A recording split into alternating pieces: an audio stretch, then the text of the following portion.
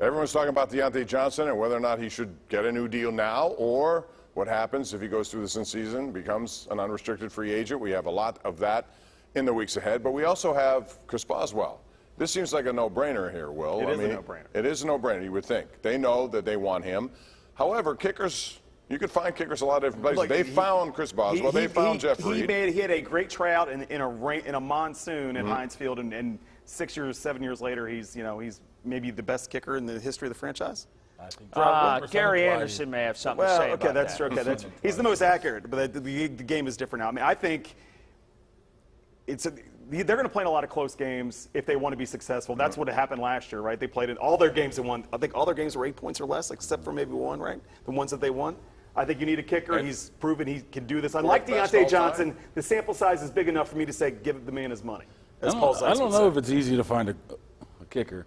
You remember when Swisham got hurt? They went through. Who? Who? Swisham. Okay. Swisham. I like that. Was that the answer? Was that the answer? Yes, it was good. I remember when he got hurt at the Hall of Fame. Yeah, he was also a guy who was, he was looking for a job, got one, and made They brought in like 3 different kickers and couldn't find one until they finally found Boswell.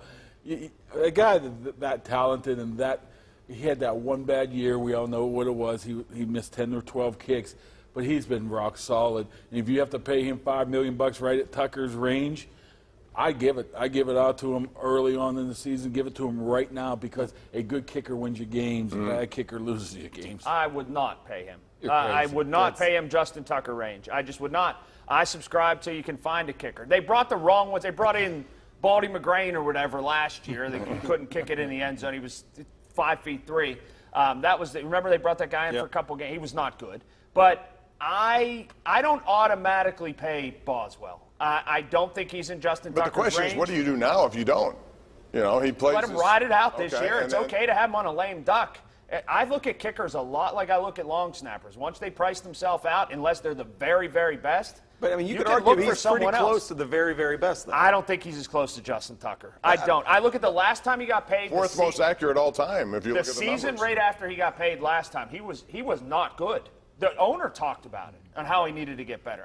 But he got better. To be fair, he got better. I just would not break the bank for Chris Boswell. But plus Tucker's going to get paid here soon too, so that $5 million might double in, $7, $8, $9, $10 million too. So giving Chris Boswell 5 or 6 might not be that crazy once you see what Tucker gets paid. The other big news this week will be Deshaun Watson. He is going to find out tomorrow, apparently, according to reports, how many games he will get, if any. Some people believe none, because they cite the fact the NFL did nothing to Robert Kraft, did nothing down there to Daniel Snyder so far. So, Colin, how do you sit on this? How many games is the right number, and what would be too low and what would be too high? If he doesn't get a season, it's a farce. If he doesn't get at least one season, it's an absolute joke, Bob.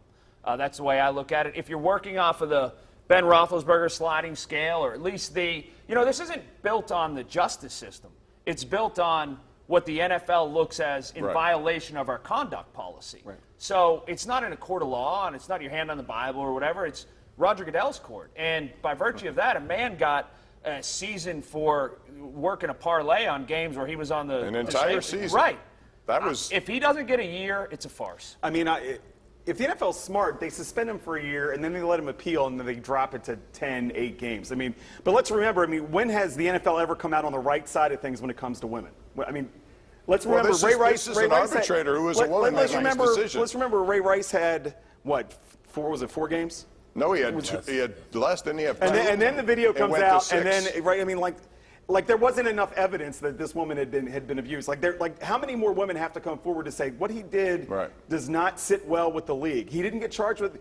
Ben was with 2 incidents, right? I mean that's what we're basically, and we're talking like literally 12 to 15 to 30 times that. I just don't know how, from a PR standpoint, suspend him for the year, and then if you knock it down on appeal, everybody goes, and he's shows some contrition. That would be part of it. That would be part of it. But he's shown no contrition to this point. All he's done is said, well, the truth will all come out. This is all a big misunderstanding.